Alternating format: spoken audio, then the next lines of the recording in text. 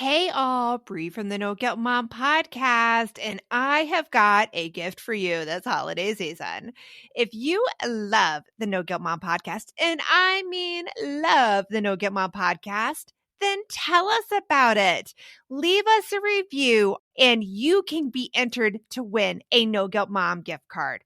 All you have to do is leave a review, take a screenshot, and then simply go to noguiltmom.com/review to enter our giveaway for a free No Guilt Mom gift card, simply for telling us what you think about the podcast. It is amazing. But don't delay. Get right on this, as we're going to be giving away that No Guilt Mom gift card on December 21st. So get right on over and visit noguiltmom.com/review.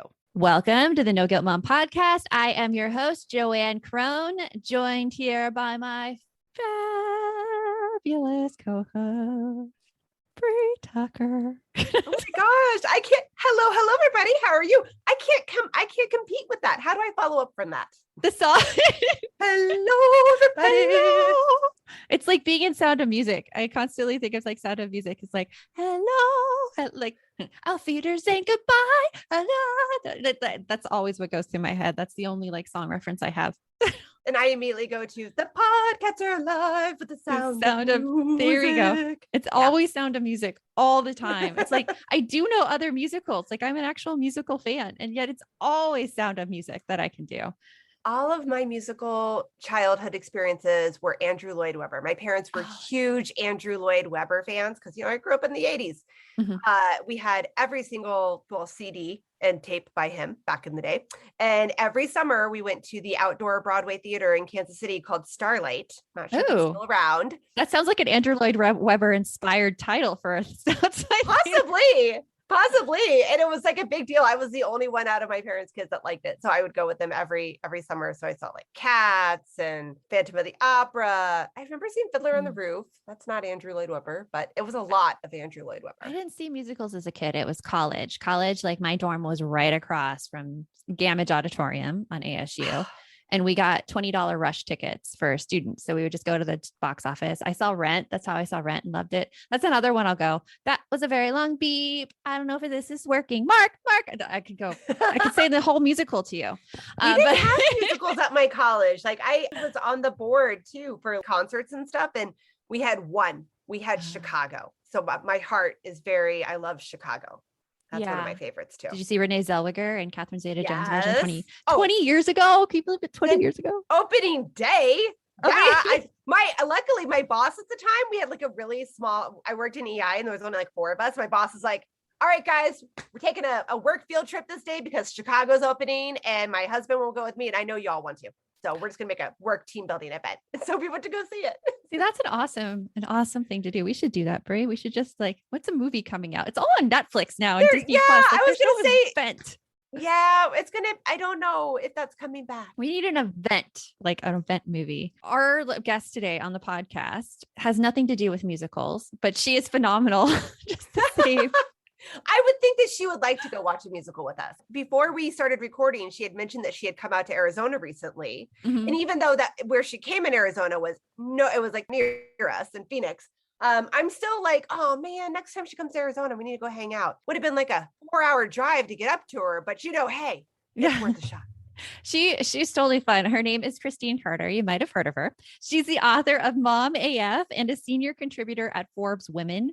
And she helps working moms transition to new flexible opportunities they love without sacrificing their income. And Christine has 2 kids, 10 and 7, and lives in Baltimore. And we had such a phenomenal conversation with her about being a working mom and all of these skills that we have as a mom and how they transition to work, as well as the skills we have as a mom that do not transition to work, which is very enlightening. Yes. I'm not going to bring donuts anytime soon. Not every time. Well, we hope you enjoy our interview with Christine.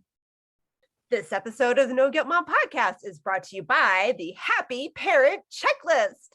So many parents ask us questions about like what to do in this situation with their kids or what to do with this situation with their kids, like whether it be like having too much screen time or not being able to transition from watching a TV show to going to bed. And a lot of our answers comes down to our happy framework, this process that we have with asking our kids questions and finding out the reasons behind their behavior, and then being able to communicate with them in a way that helps us problem solve. And that is what you get in the happy parent checklist. It is absolutely free. We have put a link for it down in the show notes. So go and grab it. And now on with the show. You want mom life to be easier. That's our goal too. Our mission is to raise more self-sufficient and independent kids, and we're going to have fun doing it. We're going to help you delegate and step back. Each episode will tackle strategies for positive discipline, making our kids more responsible and making our lives better in the process. Welcome to the No Guilt Mom Podcast.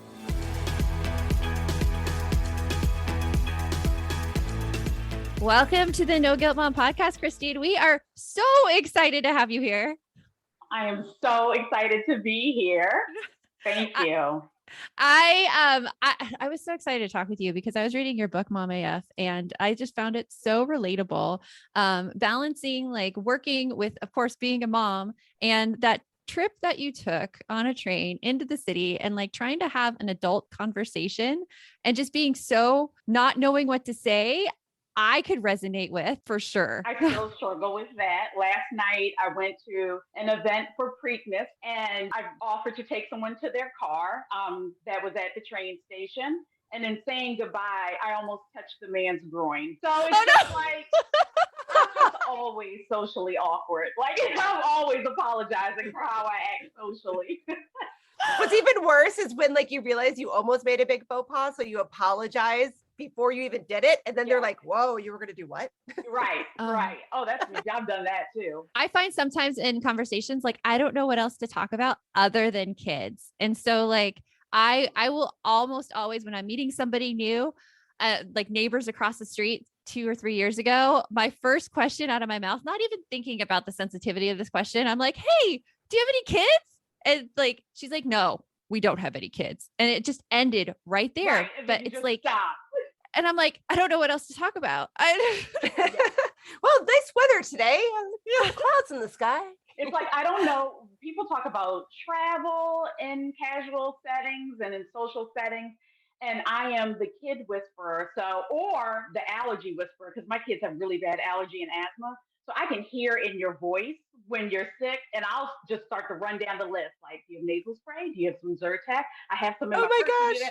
And it's just like, no one needs you to be a mother constantly. And I feel like the three of us, we might forget that. But yeah, I don't know how to have a social conversation. Yeah, I can diagnose your asthma in a minute, but I don't know how to have a social conversation. That's a good skill. I feel like it's almost kind of the introvert tendencies too, because like an introvert, like would you describe yourself as an introvert? Oh yes, 100%. Yeah. I'm an ISTJ. Yeah. Oh, excuse me, an INFJ, because I got the deeper quiz done. INFJ. I think I might be an INFJ too, the Myers-Briggs thing. Yeah. Like that sounds familiar to me. I'm like sometimes in between introverted and extroverted. Bree is a total extrovert. Yes, I was going to say, I took that back in college. I had a whole course on personality assessments and I don't remember what mine is, but I definitely know, like Joanne said, extrovert. Mm. The pandemic killed me, man. I was like clawing at the windows. I couldn't take it. Every day. Yeah. As introvert. With introverts like to go deep fast, like not be interested in any surface conversation. But with you said with the allergies, you're like, let's talk about this and let's go really into it. Right. Like I could totally identify with that. Exactly. So we're going to have a good conversation. Exactly. Because I go deep fast. Yes. Exactly. So let's start with first your book. Like what led you to write Mom AF? So I started the book years before it was released. It started as a way to tie the parallels between my grandmother's generation and our generation. And I'm so happy that the editor at the time said, that's really not the story. I think you should show how funny you are. Because we were emailing and obviously I was being myself. And she's like, I think you should show how funny you are.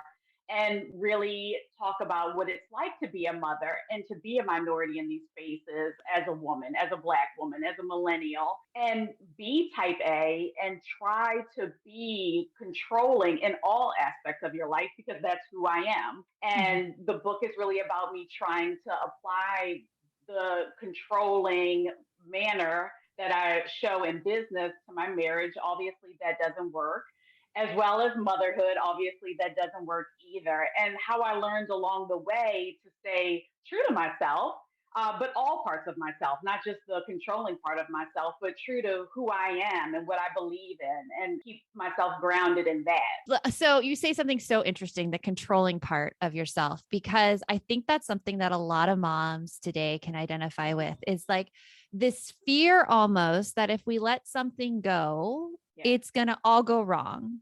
Yeah. 100%. Hello. Yeah. I'm always afraid of that. Yeah. Yeah. And I think that's because we are so often put in situations where we aren't leaders, or our voices aren't heard, if you think about it. So once we do have the opportunity to be heard or to be in control, we want to make sure it's perfect so we continue to have that control.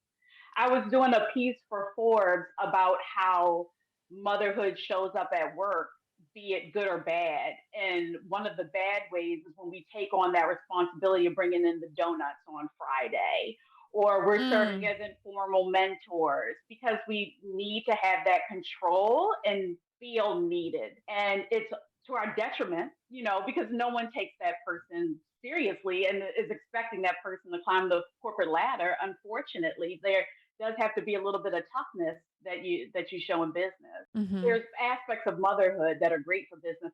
Our nurturing side, probably not one of them. Our empathetic side, yes, but not the donuts on Friday side. We're hitting that time of year where my brain gets so overloaded in December that I look for anything to make life easier. And I have to say, Brie, that Green Chef is one of those services. Yes, Green Chef is there to take away the dreaded, oh my goodness, what are we going to eat for dinner tonight? You can eat clean all holiday long with over 80 weekly meal options each week, featuring things like quick and easy, protein-packed, calorie-smart, or my personal favorite, the keto options. And you don't have to lose track of healthy eating habits during the holidays, because every Green Chef customer gets a free session with one of their registered dietitians who can walk you through how to make clean eating work for you, which is very cool. And I have to say that I have been loving their recipes lately. They put things together I have never thought of. This week, we're trying the lemon basil caper pork with sauteed cauliflower, bell peppers, almonds, and feta cheese, my favorite. Their recipes make it so easy to support my wellness goals without skipping on flavor. For Green Chef's best deal of the year, get $250 off with code NGM250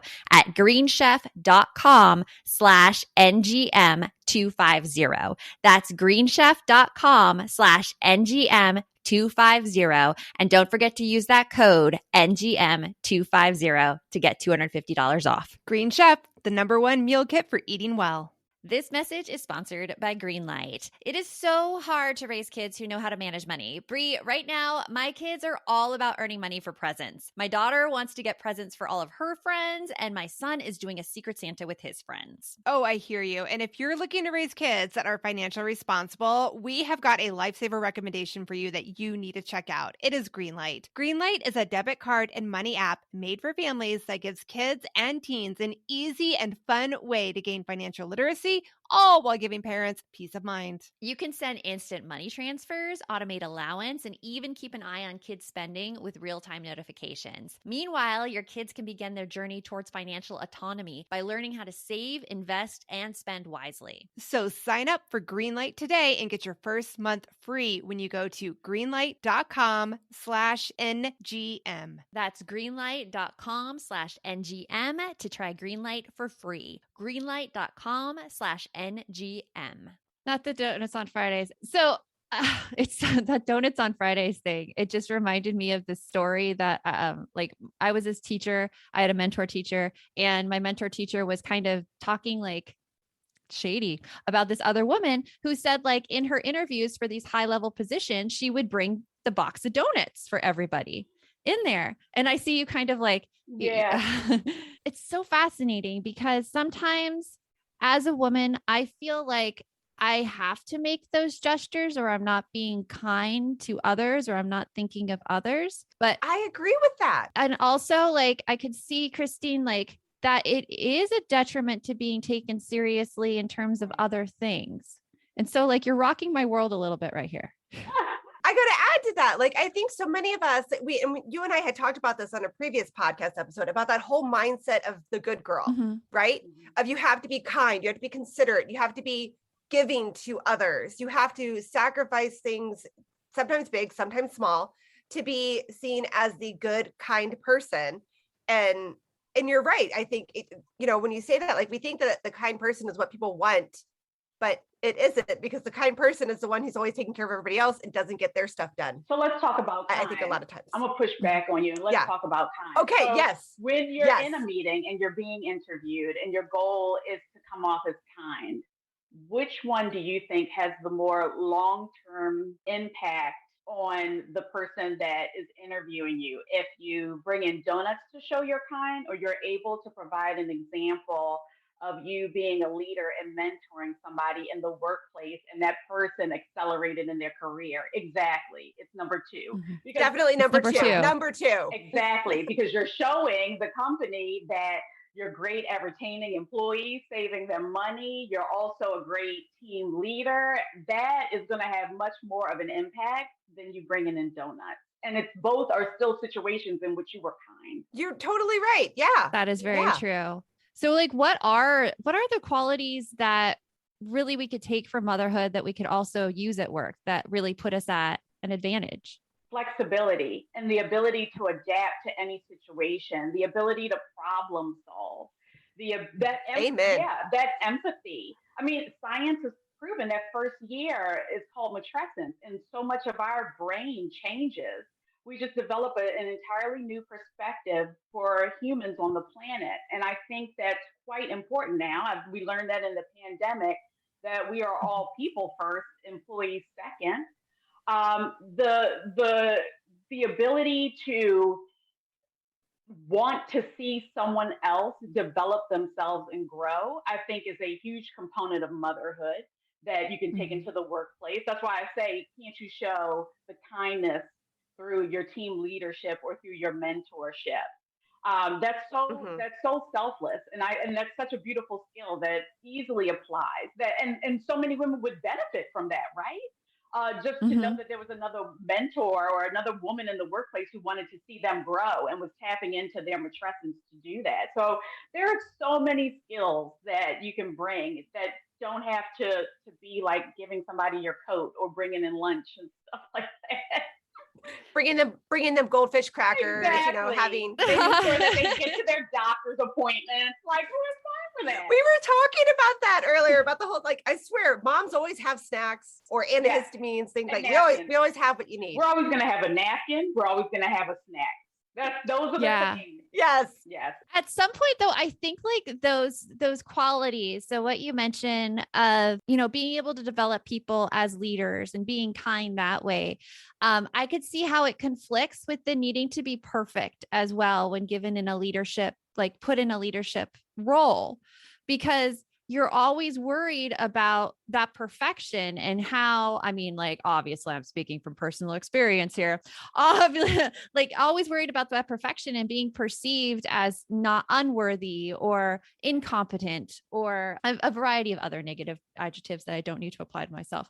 But it's like that constant fight. So like, how do you deal with that constant fight and knowing when to let go of that perfection? And how to like not let it impede you or impeding like other people. I may seem like a witch with the letter B in front of it because I like to have uncomfortable conversations because they lead to growth. And I find that if you are a people pleaser or you are worried about saying the wrong thing, that's when the innovation is gone, when it's lost, because you're not comfortable. You don't feel like you can be your authentic self in that situation.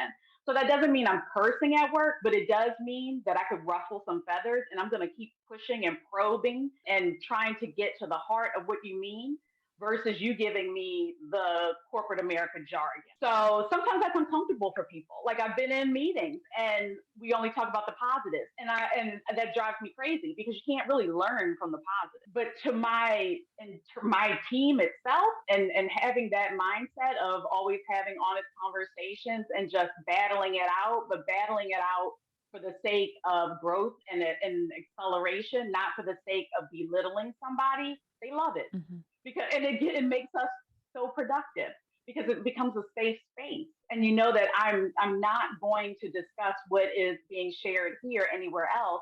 Oh, and by the way, I'm helping you perform your job better, and you're making me look like a better leader. So it's the idea of not being perfect is actually what helps to excel your career. So having those, when you say like having those hard conversations about like what's not working, is it also kind of talking about inner feelings, for instance? Oh, absolutely. So I'll tell you this, when I started with a new company, again, my mom vibes, a great example of using your mom vibes for good.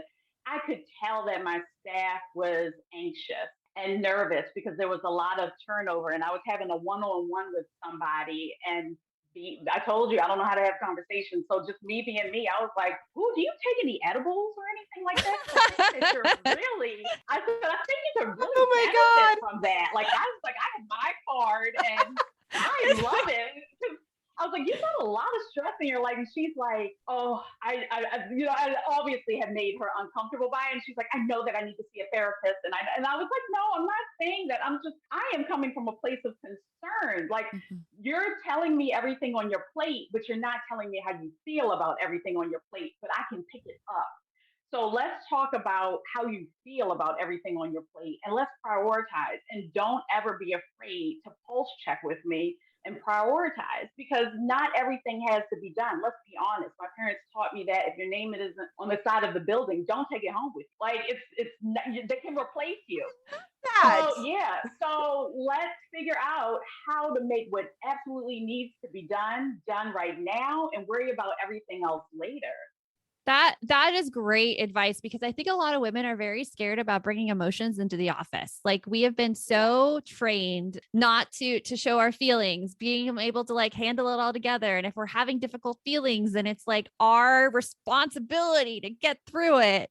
And I think I've seen some ugly examples of women who bring their emotions to work and they use it to be manipulative. And I don't like that. And I don't respect that. And I've heard that those folks aren't respected. I think that you should be honest. And I think that you should speak about your emotions, but you shouldn't manipulate people. So I've seen instances where people like, well, I'll cry if I have to get my way. Oh, no. And that makes the rest of us women, right, look bad. Yeah, right. No, it's the more the emotions being like, okay, like, I mean, I remember when I worked in the corporate world and I had no direction whatsoever from my boss. And I just was like sitting there at my desk, not knowing what to do. And I would think of like, okay, I have to look busy and I can't talk to him about this, because if I don't look busy, then he won't think that I'm doing the job I'm supposed to be doing. And you know what I do in that situation? I do just like this, because it's up to you to tell me what to do. Yeah. How's he gonna fire you if he didn't give you any work? No,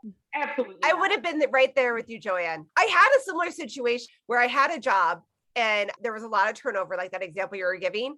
And so many people had been let go. And I was only in my job maybe 3 months before my boss got fired. And I had just started an entire new department where I was working at.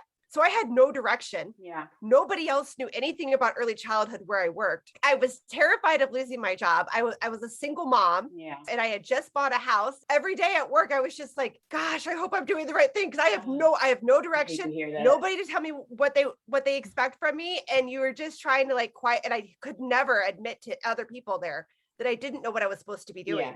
That was the worst experience of my entire life. And I think a lot of us, like, can I say that about also the single mom thing? Exactly. That's exactly what I was thinking when you said it. I was like, the fact that you had to sit there, and that's the empathy in me. I'm thinking about you day in and day out, sitting there as a single mom, where like, well, The money's got to come from somewhere. Mhm. But in those instances, I put myself in the other person's shoes.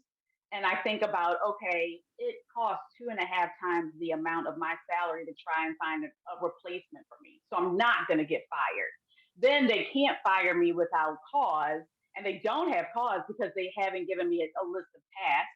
And then have I consistently and repeatedly in one-on-ones asked, what are the expectations of me in this 30, 60, 90-day period, and how can we track against them? If you're telling me nothing, yeah, I'm sitting back. I'm sitting back and collecting my check. My son is playing a game right now on his computer where he's a thief and the cops are after him. So I'm so excited about this new app, Give As We Grow, where instead of being the quote unquote bad guys, kids are practicing giving back. That is so cool, Joanne. I really wish that there was something like this when my kids were younger that got them excited about giving back to others and helped them build a better understanding of what it really means to volunteer. Give As We Grow is the first of its kind free educational mobile app for children ages 8 to 11 that teaches kids via fun, service-focused mini-game quests to tap into their unique talents and interests to help others. And did you know that studies show that there is a biological connection between generosity and happiness, and that volunteering improves people's physical and mental health? I mean, kids who volunteer typically do better in school and are less likely to engage in risky behaviors. And that is something that I think we all want for our kids. Ready to spark a new movement in generosity? Find and download Give As We Grow for free in the App Store for Android and iOS. And for resources for the whole family, visit giveaswegrow.org. Hey, Aubrey here, and I wanted to share one of my favorite gifts to give during the holiday season, a Storyworth book. It is the most amazing gift ever. Storyworth is an online service that lets you create a special and unique gift of someone's story. I've given Storyworth books to both of my parents, and it has been their favorite gift, hands down. And did I mention it is so easy? Storyworth emailed my parents questions every week that I handpicked from their massive list of questions that they have. All my parents had to do was open their email and answer them. That easy. I asked my dad questions like, did you have any rules that you set for yourself as a parent, which you immediately broke? And he did. I even asked both of my parents, are you more like your mom or your dad? And they shared a lot of really amazing qualities that I didn't know about my grandparents at the time. Then at the end of the year, Storyworth compiles all of their answers, puts them into this gorgeous book that covers everything. My parents love showing us their books, and I personally love getting a chance to read them. With Storyworth, I am giving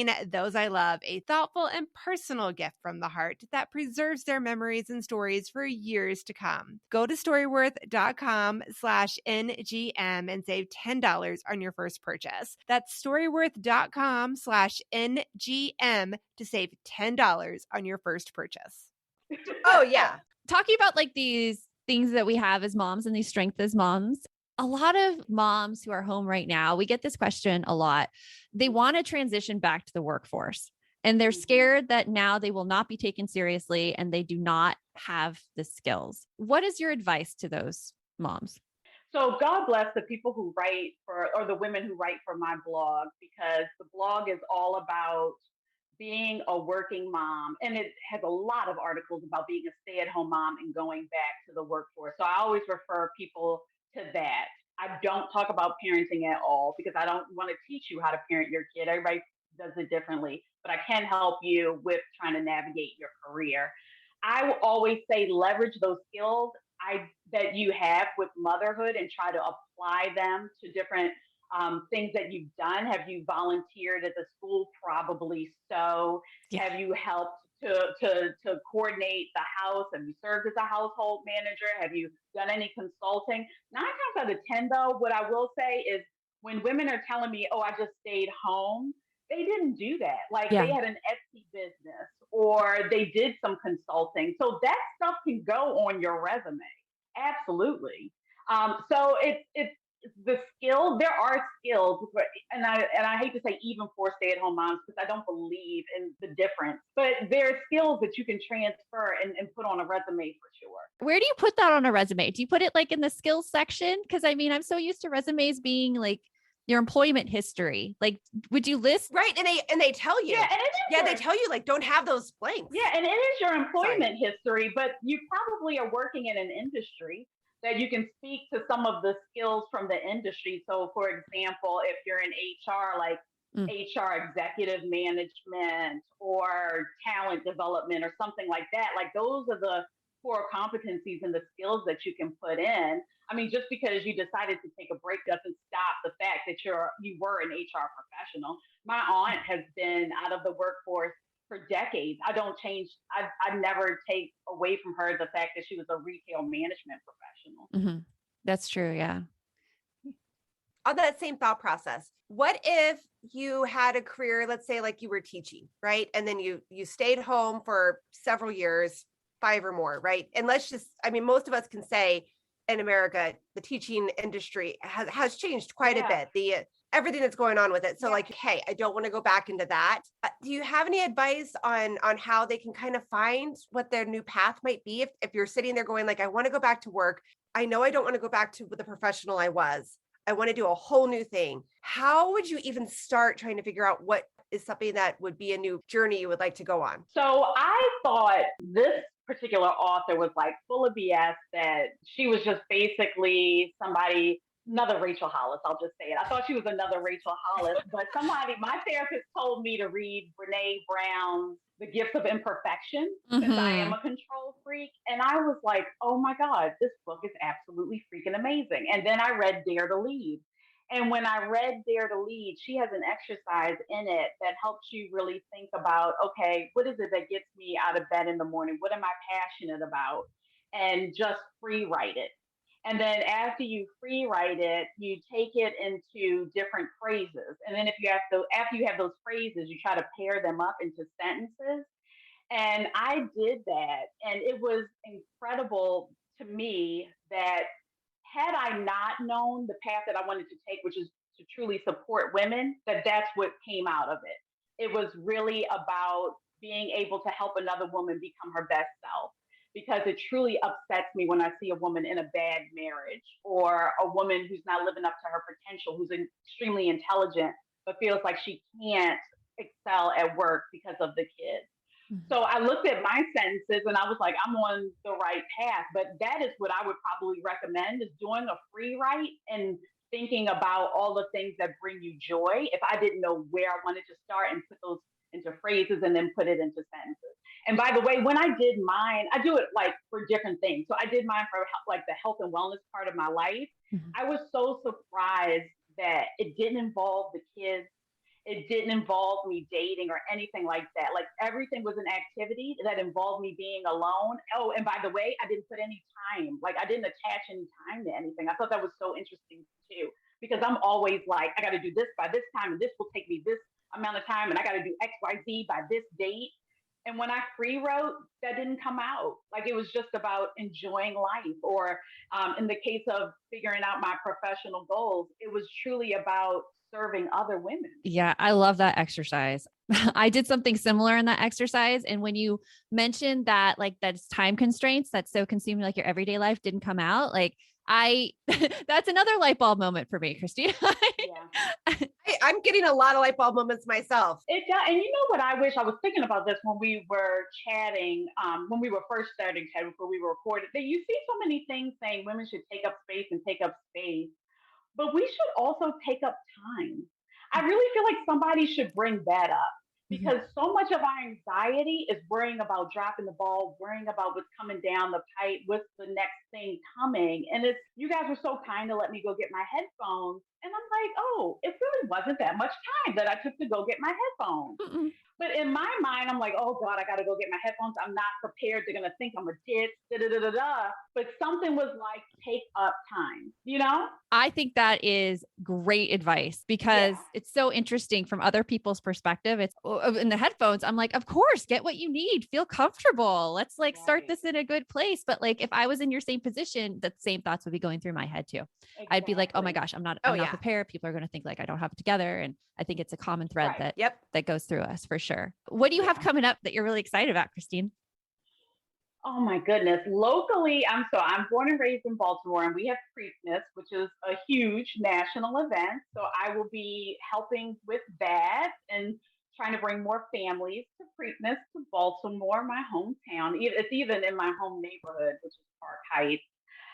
Working on another book, working on projects related to Mom AF, continuing to do career coaching. I am trying to get the taped career coaching sessions live, but I'm a mother like everybody else, and I'm struggling to find the time and the strength and the energy. So working on so much, so blessed, so thankful that my children are still happy and healthy like everybody. That's really all I care about these days. That's awesome. It has been such a joy talking with you. And I have so many things now that you've given me so much to think about. So thank you. Thank you.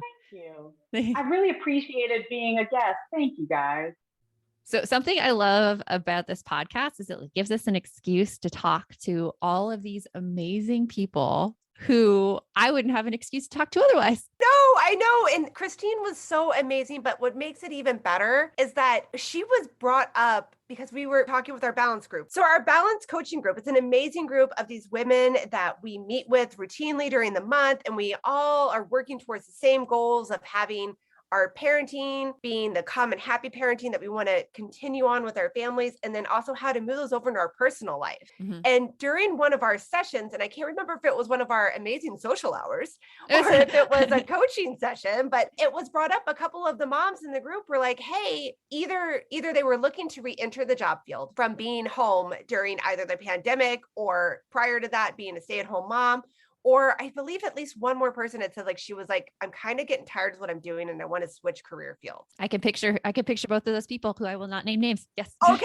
All right. Yes. And I know that like and after that you were like, Christine Carter, we have to have her on. Yeah. And she did not disappoint. Oh my gosh. The things that Christine brought up, from the donuts, from bringing the stuff that I feel kind of chained to as a woman. Like, I feel like I'm judged if I'm not doing those nice things, even though like in my head, I feel like I don't want to do those nice things because I find that they're like time wasters and the men don't have to do them. So why am I doing, like, it's this whole complicated thing. I'm always talking to myself back and forth in my head. And I feel like Christine ended the argument that my brain was going for right there and was like, no, like this is okay not to do this because here's what happens. I think we get such confusing messages though of what we need to do to succeed in the workplace, because we're told not to have emotions in the workplace. And yet we see all of these people being promoted ahead of us. We're like, what do they have that I don't have? Or what do I need to do to get ahead? And you feel like you have to do these other things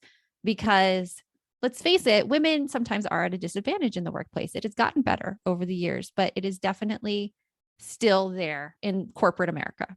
Oh yeah, 100%. So yeah, what I really, really love that Christine had to say, like going along that same mindset, she was just talking about how you don't have to hide your emotions. Like, take the things that you have that are core characteristics of a lot of us as moms, right? And apply those in your job.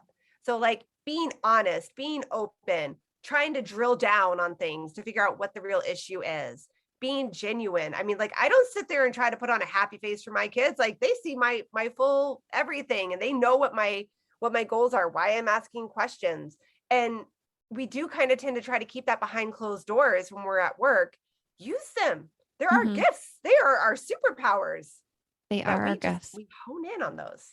I always think about what would happen if women were totally in charge and did not play by this male set boundaries of behavior or like in the roles. And I think it would be a very kind and empathetic place where a lot of stuff would get done and a lot more people would feel comfortable because they would be emotionally taken care of. Now, is that true for all women? Well, I think it's definitely an education process, and it's definitely something that would have to like progress because we've been so set in these ways. Yeah. But I think it would be amazing. Yeah, it would be fantabulous. So definitely, I want to tell everybody in the audience, you have to go get her book, Mom AF. It's amazing. Or you will just laugh.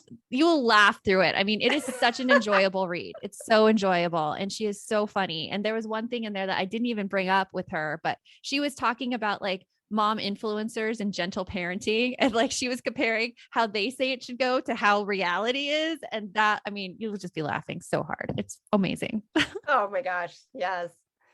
Yeah. So until next time, remember, the best mom's a happy mom. Take care of you, and we will talk to you later. Thanks for stopping by.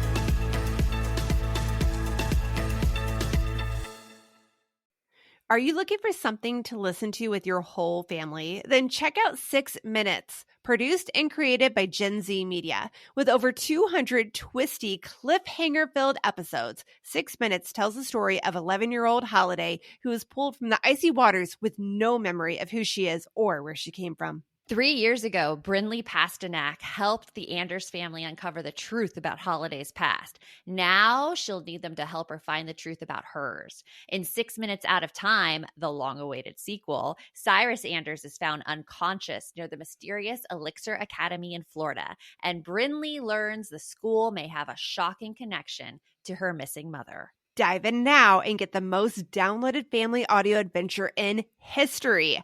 Follow 6 Minutes wherever you get your podcasts. You can listen early and ad-free with the GZM family subscription.